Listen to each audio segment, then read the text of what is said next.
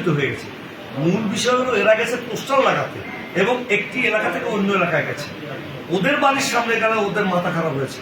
এবং এই ছেলেগুলো বিভিন্ন সময় আমাদের কেন্দ্রীয় নেতৃত্ব সম্পর্কে আজে বাজে কমেন্ট করেছে এবং সেইগুলো স্বাভাবিক কারণে ছাত্রদলের ছেলেরাই তারা আবার ফেসবুকে সেই উত্তর দিয়েছে।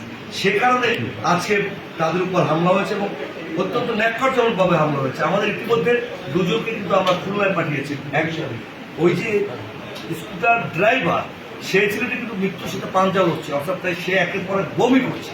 এই বমিটা ডাক্তারি ভাষায় খুব আজকের এখানে ডাক্তার যেটা বললেন এটা একটা খারাপ সিমটম, আল্লাহ না করুক সেই খারাপ সিমটমটা। এরপরে এখন শুনতে পাচ্ছি আপনাদের মুখে যে ওখানে আগুন দিয়েছে, তো এই ছেলেরা তো ওখানে যায়নি।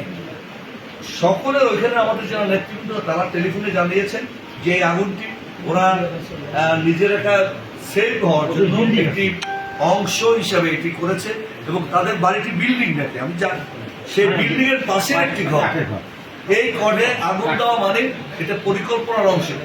যদি না হতো তাহলে বিল্ডিং এ আগুন দেওয়া বা বিল্ডিং এ কেউ আগুন দিত, এটার প্রশ্নই আসে না। বিএনপি কখনোই সন্ত্রাসের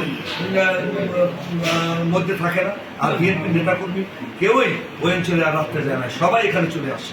এটা তাদের পরিকল্পনার অংশ। আমরা এদের বিচার চাই এবং আমরা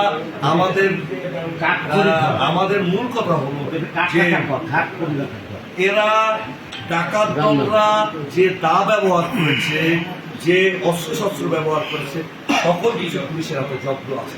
অতএব এর জন্য আলাদা কোনো কথা বলার দরকার নেই। আমরা হয়তো আমাদের নেতৃবৃন্দ আগামীকাল মামলায় যাবে আপনাদের মাধ্যমে। তারেক রহমানের সেই বাণী আমরা আবারও আমাদের নেতাকর্মীদের জানিয়ে দিতে চাই, সবাই ধৈর্য ধরতে হবে এবং এই বিশৃঙ্খলা করার জন্য ছাত্রলীগ, নিষিদ্ধ ছাত্রলীগ তারা চেষ্টা চালাচ্ছে দেশের মধ্যে এবং তারা আওয়ামী লীগের অর্থায়নে এই সমস্ত কর্মকাণ্ড করছে যাতে আমরা রিয়াকশনটাকে বড় করি। আমরা তার মধ্যে কোথাও যাব না, সবাই শান্তির সাথে থাকতে হবে এবং আমরা আইনের আশ্রয় নেব, আইন এদের বিচার করব।